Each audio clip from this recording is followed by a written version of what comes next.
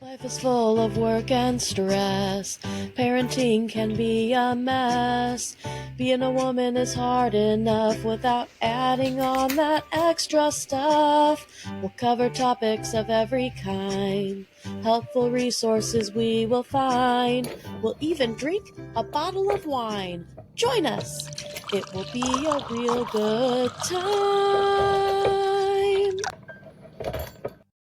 Hi, I'm Amanda. And I'm Nikki. And welcome to Working Mom's Wine, where we drink a bottle of wine and whine about life and try to improve ours and yours with resources when applicable. That's right. And today we have the Nice Angel wine. She doesn't look super nice, but maybe a little naughty.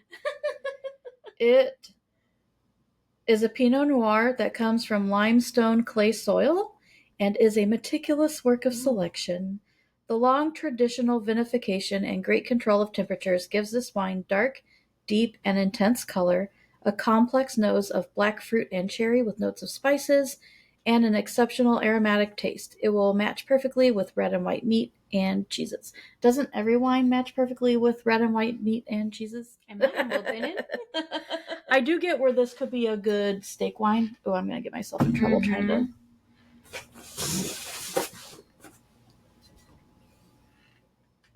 There.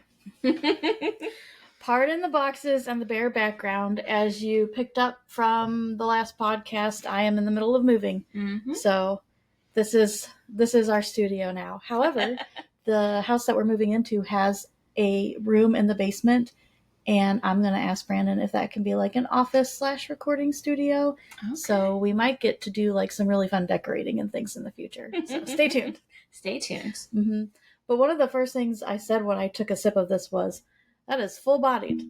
And it could be because we've had Fireball over the 4th of July weekend, because that seemed appropriately patriotic to drink something that has the word fire in it.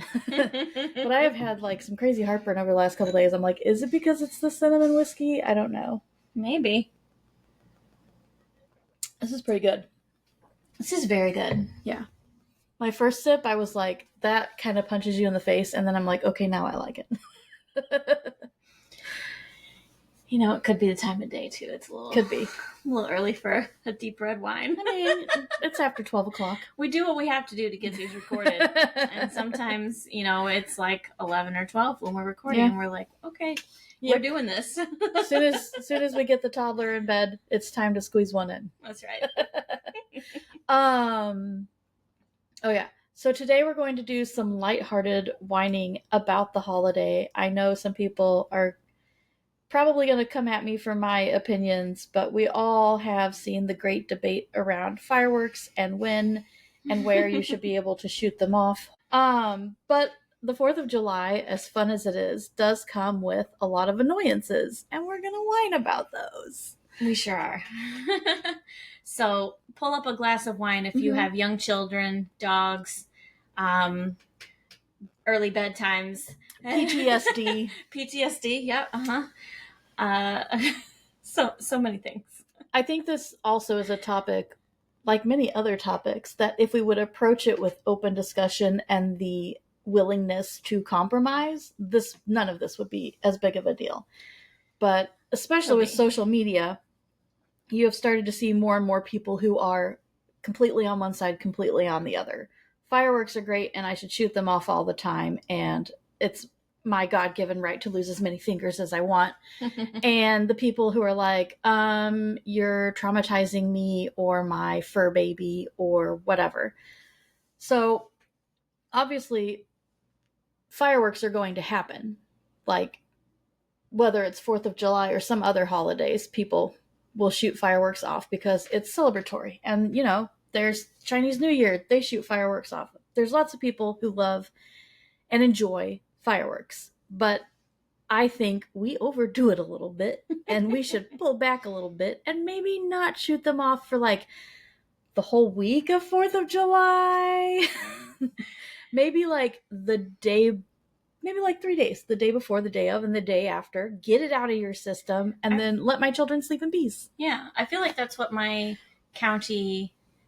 maybe city, they have a rule, and it's like you can only do it for so many days, and it has to be between a certain time frame. So after a certain time, you're not allowed to shoot them off, and everybody knows it's coming.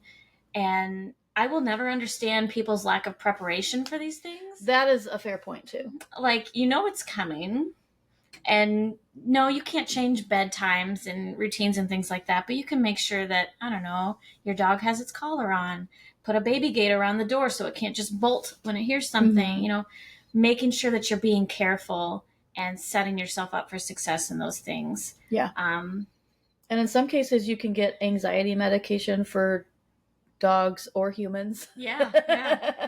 And you can do other things like, my parents' house is much quieter around the 4th of July than my house. So if it was really bad, I could just, plan to spend the time out there. Not that everybody needs to pack up and leave their home because they're afraid of fireworks, but it's an idea. There are things you can do.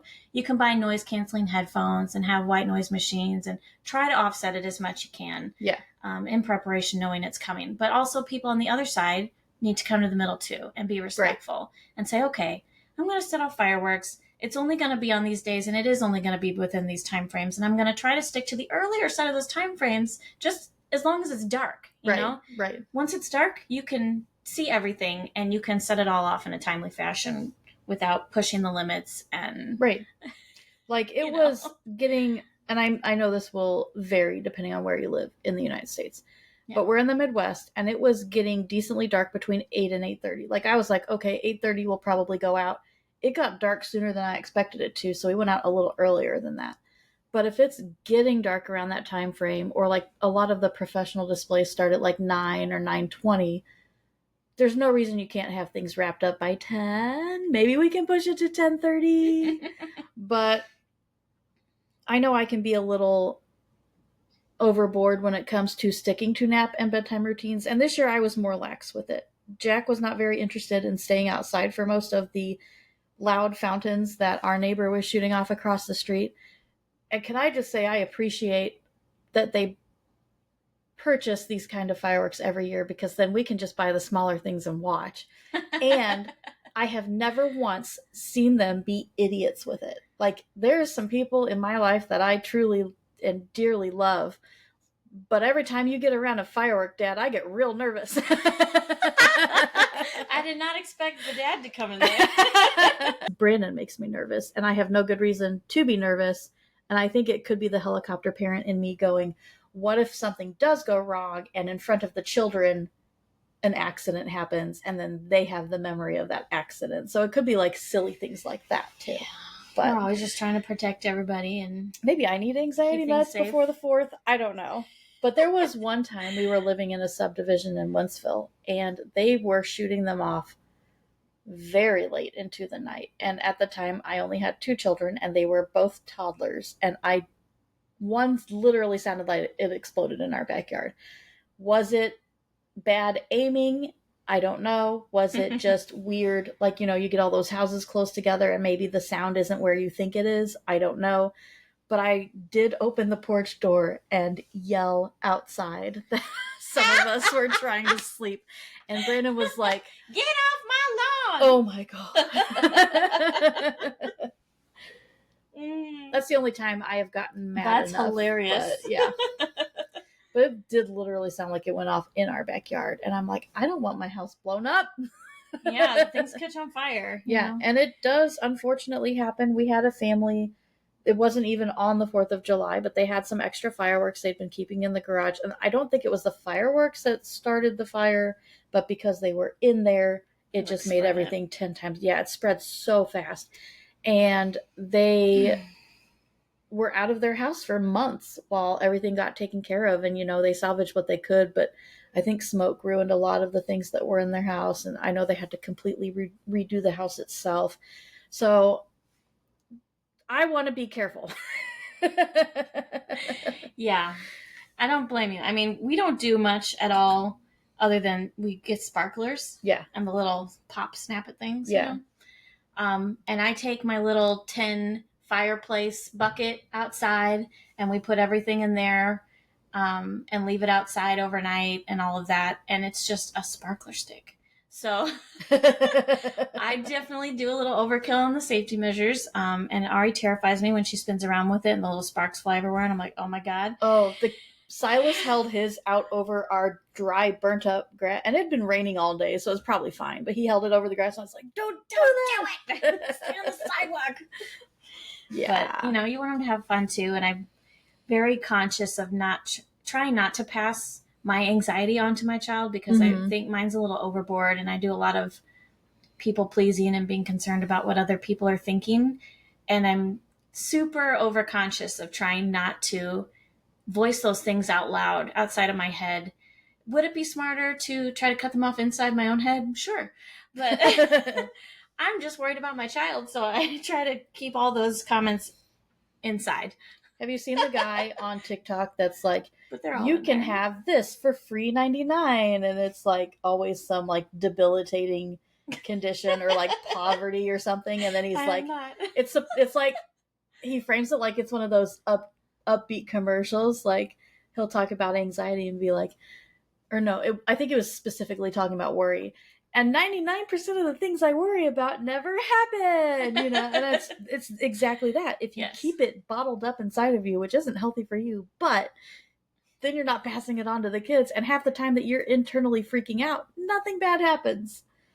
I go between that and also saying to myself, while my anxiety has been anxiety for me for years, it has kept me safe. I have never been in a car accident, gotten a speeding ticket, had a major injury, broken a bone. Like, yeah, it's worked for me, guys. Maybe I do want to pass it on to my kid. No, I really don't. But, sometimes I have that argument in my head. Yeah, like, I have had relatively few injuries, and that might be why. I've done okay. Outside of my, relationship picker, I do okay. So yeah, that thing's broken. Oh my goodness. I may have had more negative experiences than positive ones, but life goes on. Right. I think the bottom line for me when it comes, like, I might do some silly whining about 4th of July, but just like, it doesn't kill you to be respectful if there are dogs or veterans or other people in the neighborhood who have issues with fireworks. And I think professionals are professionals for a reason, and like, yeah, shoot some things off, but like, don't go too crazy. Go watch a public display if you want to go super crazy. Although a lot of ours got canceled this year because of rain and other weather conditions. So turned out to be for nothing. I know. But, yeah. Well, and that was part of what I was thinking about, too. I was like, yes, it's raining now, and there's potential for hailstorms and whatever. But if you get up to the event and the rain is not going then, is it just the fact that it has rained so hard up until that point that can ruin it, too? Or was it like, oops, maybe we should have waited to call it off? We didn't have any rain the whole day, even though they were expecting it. Like, we had some overnight, but then it was done. We had overnight the night before, and then the day of, it was raining probably up until about lunchtime, and then after that, it was just cloudy. And it's like, I can understand if, like, where you're setting it off, maybe it gets too muddy or whatever. Yeah. But if it's just that you were afraid it was going to rain during the thing. I don't know that wetness is a problem, because what our people said was they were going to cancel if there was lightning. What, you mean you don't want lightning hitting a fire? I don't know. I might kind of like to see that just for, from a safe distance. Well, and speaking of professional displays, I know they haven't done them over the last couple of years, and everyone wants to blame the mayor, but I don't think that's the case. The small town that we used to go watch them in. Oh, I know what the case is there. Yeah, it got real scary the last year I went and watched it. I don't know if that has anything to do with it, but there's some baseball fields and things out there, and they would take them out and set things off. And I feel remember it getting scary. It got kind of close, in my opinion. But maybe I just needed some Xanax. I also live in a town that sets off a ton of fireworks very close, and maybe I'm just desensitized. I just felt like there were some that maybe were meant to go up and instead went sideways. It's possible. I don't know if they just did their own, if they hired a company. Like, our place hires a company. You could be wrong. I do like fireworks. I just don't want to hear them at midnight or a week later. I think in the neighborhood. I don't know if it's just my neighborhood is nice. I didn't really hear any past like 11:30, and 11 is the cutoff, I think. So I was pretty happy with that. I don't know our rules either, but Ari's also a heavy sleeper. My dogs don't really care once I'm home, so it's like some of it comes down to me not trusting other people. Yeah. Like, if I don't trust you to light a firework, like, just stuff like that just makes me nervous. I haven't heard any horror stories from my town, but, we live very close to a lake, and there are some very well-to-do people who live in very fancy homes and set off huge fireworks shows themselves, like off their docks and things. And so it's over the water. At least it's on the dock. Yeah. I mean, there's houses and a lot of trees around. They have a lot of rules about not cutting down trees where we are to preserve the nature. Yeah. So there's a lot of that, but I haven't ever seen a fire or heard a story or anything like that. Oh, man. But it's really nice because we'll go on July 3rd, and we live just a block away from like a public dock. And so we'll walk down and we'll sit on the dock, and the houses around will shoot off shows, and we get to see it for free. And I saw your picture, and I was like, maybe we should have taken the kids over there because we weren't doing squat that night. Well, I didn't realize that they do that like every July 3rd. Those houses do that, which was nice. And one of my neighbors pointed out they might have done it on the 3rd this year because we were afraid of the weather on the 4th. And that might be true. But I think I remember them doing it the year before, too. So I'll have to pay attention next year and see if it still happens. But, and I think things are changing because it might depend on how things fall. Yeah. Because St. Charles, for instance, one year I was like, ooh, maybe we'll go down there for that and like watch it from our office, because our office is close enough that you can look out a window and see it, and you don't even have to be outside in the heat. Nice. And I'm very like, I'll glamp and not camp. So if I can watch fireworks from the air conditioning, great. But I was like, maybe we'll take the kids down there, whatever. And I was working one night and I saw them going off, and it was before the 4th because I don't work on the evening of the 4th if I'm going to work on the 4th at all. Yeah. So it had to have been, and maybe it was the weekend before. I guess it would have fallen on a Wednesday last year. Mm-hmm. I feel like it was the 2nd or the 3rd maybe that they shot them off, because I remember looking out the window and being like, oh, and then like, this is happening. Yeah. So it was not at the time I expected it to be. And I looked it up this year. It was on the 4th, or would have been this year, except they canceled because of the rain. And the town we live in has a big river, and the river was flooding. So they had to cancel. Yeah. But I was like, okay, maybe we'll do it this year. And then I looked at the start time and it was 9:20. And I'm like, we wouldn't even get Jack home until 10:30. Do I really want to? And we didn't do it. But I'm like, maybe when the kids are older, like just take a small group of people up there. It's after hours. We can just go in the building and watch everything through the window. Yeah. That'll be my high maintenance 4th of July. I think last year we sat at the little dock and tried to see the fireworks from there. And you could see some of the big ones over the trees, but you did miss a lot. And so this year I was just going to do the same thing in case it rained, because then we could just walk home quickly and it wouldn't be a big deal. But at the last minute, Ari was like, let's just go try to find a new spot. And I was like, the anxiety in me said, oh, hell no, I don't want to drive down there and get stuck in traffic and try to get out and have to deal with the police telling you where to go. And like the whole thought of not understanding how that works ahead of time panics me. Yeah. Panics me. I was so cranky driving out there. You would not believe.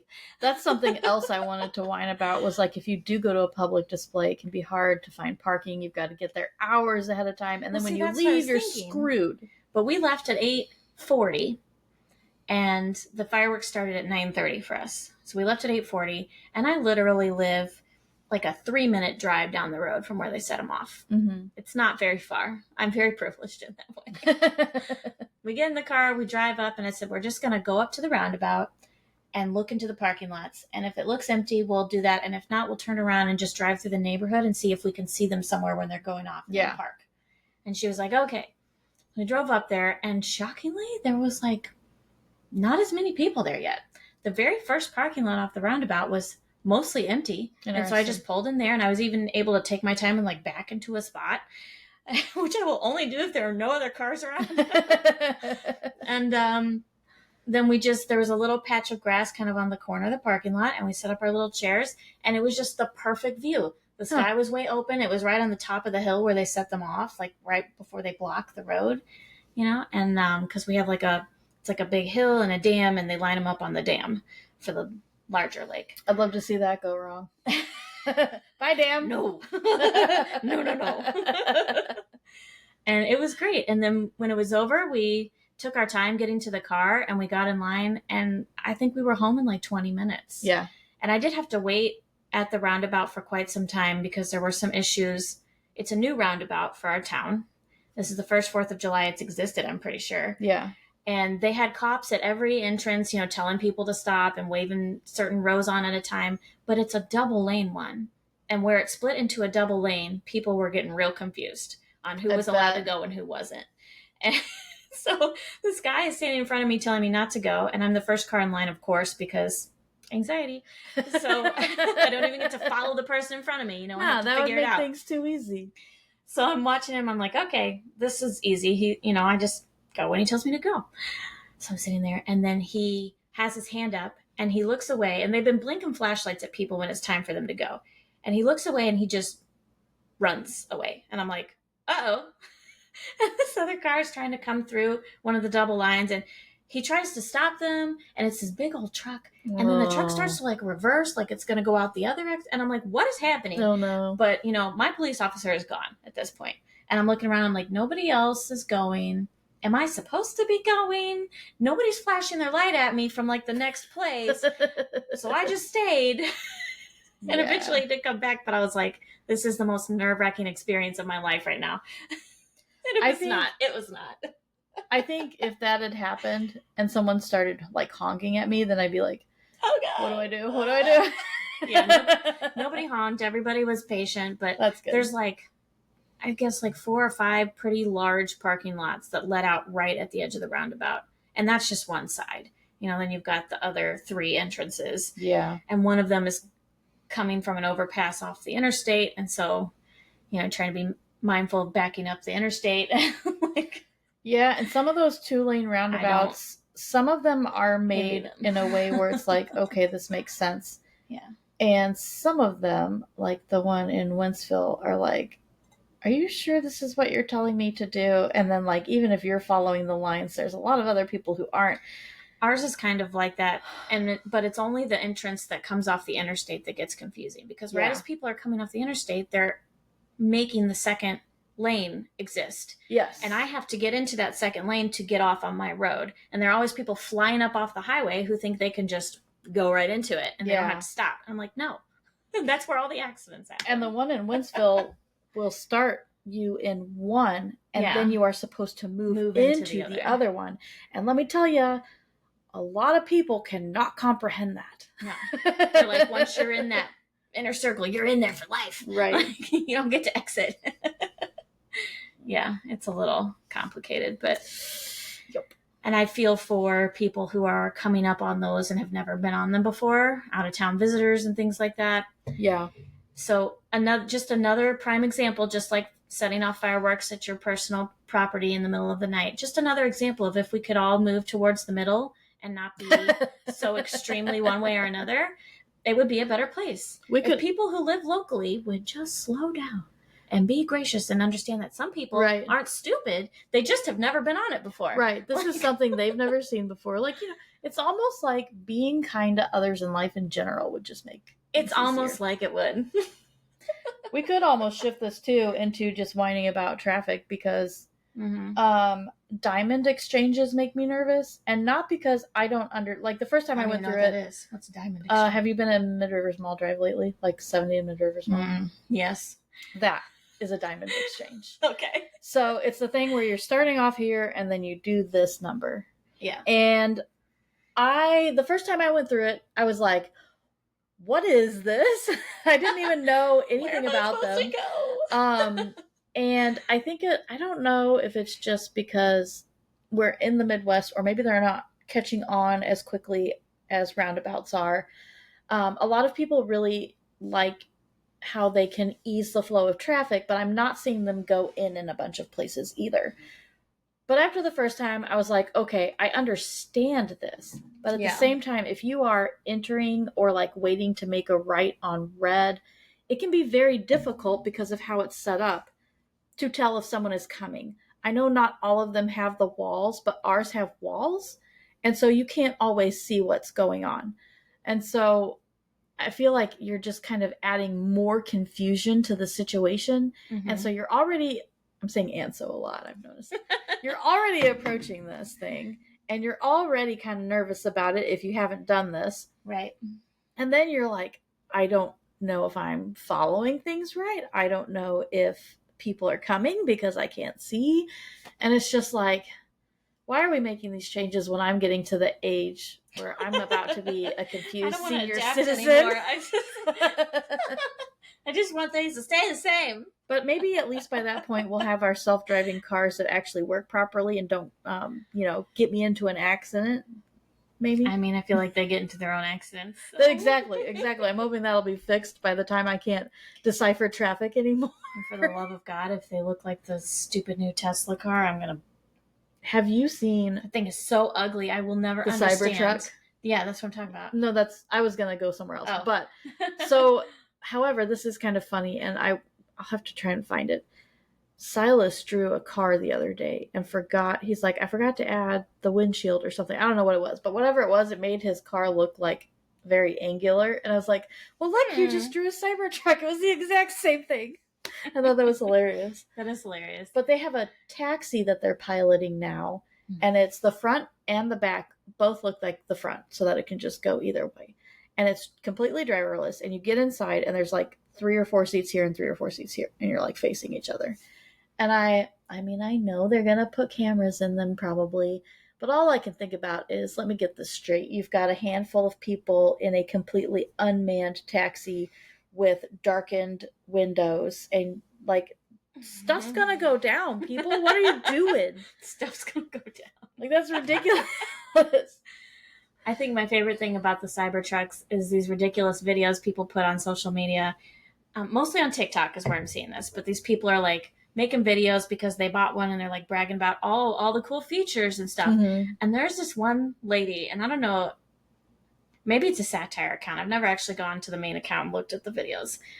But she'll say things like, oh, my children love this car because they can put their tile magnets on it. And she'll show them like playing with their tile magnets. And then it'll cut to the woman I watch who's a comedian.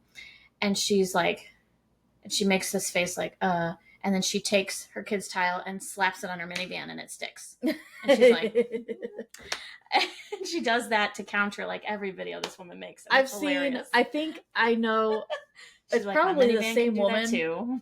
Because she's like, look at the easy storage for my strollers. And I've seen like a guy doing the same thing of like, yeah, here's my trunk, like, fits right in. Right. This was not a problem that needed solving. Yes. Oh my god. Those are my favorite. I will tell you, in the last round of hail, I know someone who owns not a Cybertruck, but a Tesla. And in the last round of hail, his damage was so bad it looked like someone had shot his car up. Oof. And I don't know if it's just because he got in the really bad storm because he was in that area. Or if the car's that fragile. Yeah. But holy cow. So now that we've whined, we'll talk about the things we enjoyed about the 4th. Yeah, because it is a fun holiday. It is. Our mom bought our kids cute little outfits. Yes. They were adorable. Yes. And included a little headband that has little plastic stars and lights up. And Ari really enjoyed wearing that for like 3 days straight. So Eliana, when we went outside, she had her headband on and she gets her little sparkler and she's like, and I'm like, all right, you are getting into it. But I think she really felt fancy. Mm-hmm. So that was a lot of fun. Yeah. And then, of course, you get the glow necklaces and all that. That's fun, too. Ari likes to go into our little half bathroom and turn off the lights and dance in front of the mirror with everything lit up. And dude, I should be like, listen, guys, this is what Ari does. Eliana and Silas would absolutely do that. She said to me, look, Mom, we don't even need to go see the Northern Lights because this is better than the Northern Lights. And I was like, oh, okay. If you say so. Thinking mighty highly of herself there. I'm also big on, food. And 4th of July is a great time for grilling and s'mores and trifles. I really like trifles. But this last year, we do have, it's gracious to call it a fire pit, but there is something in our backyard left behind by the previous tenants that you can use to contain a fire within. And when we had lightning strike our tree twice this year and huge branches, I was like, hey, Brandon, maybe we could turn this into kindling and sticks, depending on if there was something we could get green enough to be the sticks. Yeah. But otherwise, I was like, maybe we could use, I have skewers and everything. Maybe we could wet them down and use that. I don't know. Never ended up happening. And then we had to get rid of those branches for when people came to see our house. So I did the old middle-class Midwest trick and microwaved them. You can microwave s'mores when you're in a pinch. You sure can. So just watch that marshmallow don't explode on you. Yeah. So we got to have that. That was a lot of fun. And that was, I don't know if did they have s'mores at Grandma's house? I know Grandma and Grandpa have made s'mores this year, but were the kids over there? I don't know. I don't think Ari was. I'm willing to bet this was Jack's first s'more, and he was all about it. Imagine that. So, and we do still have supplies to make a few more in the microwave. But yeah, we had a grill go out on us.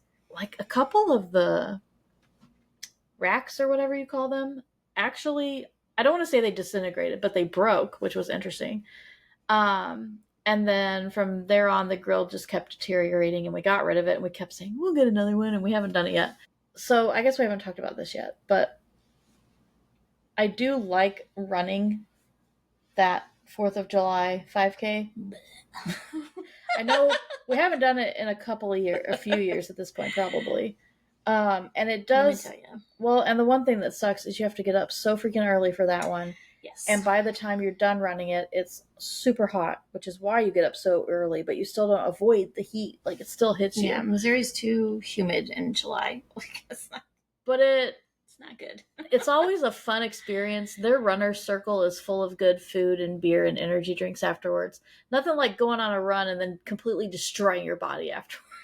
Yeah, that sounds gross. I think I'd puke if I was running in the heat and then I drink a beer. No. But what it reminds me of is the Patriot Run, which takes place in September.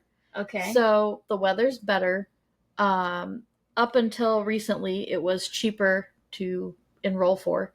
But the last time I ran the Patriot Run, I had just found out I was pregnant with Jack.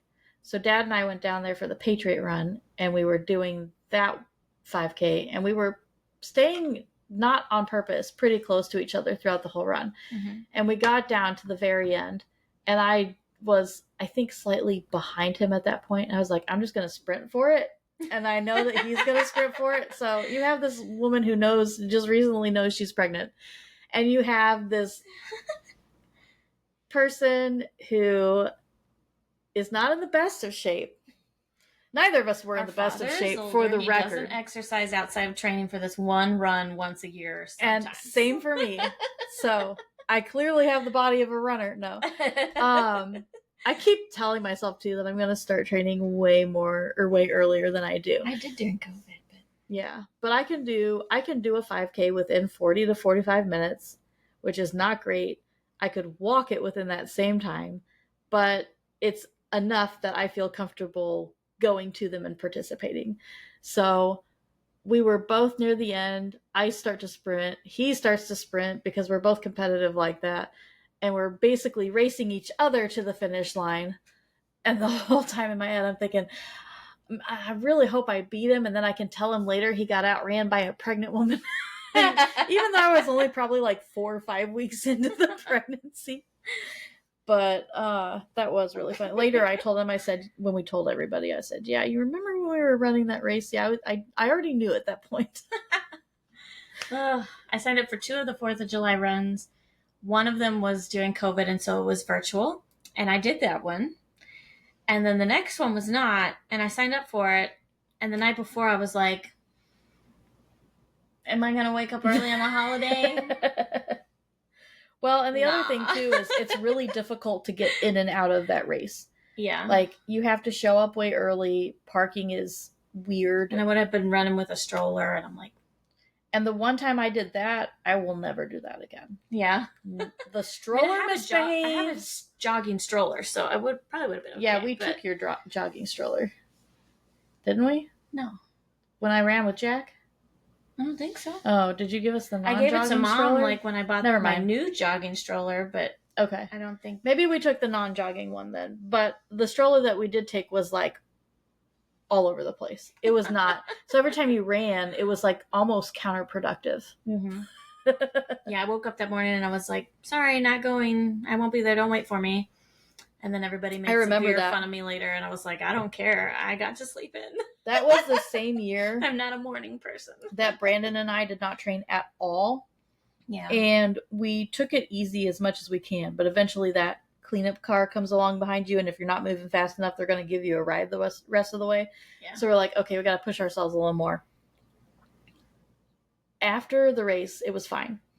However, after we got in the car and sat for 30 minutes while we drove to Mom and Dad's house, and I tried to get out of the car, it was not fine.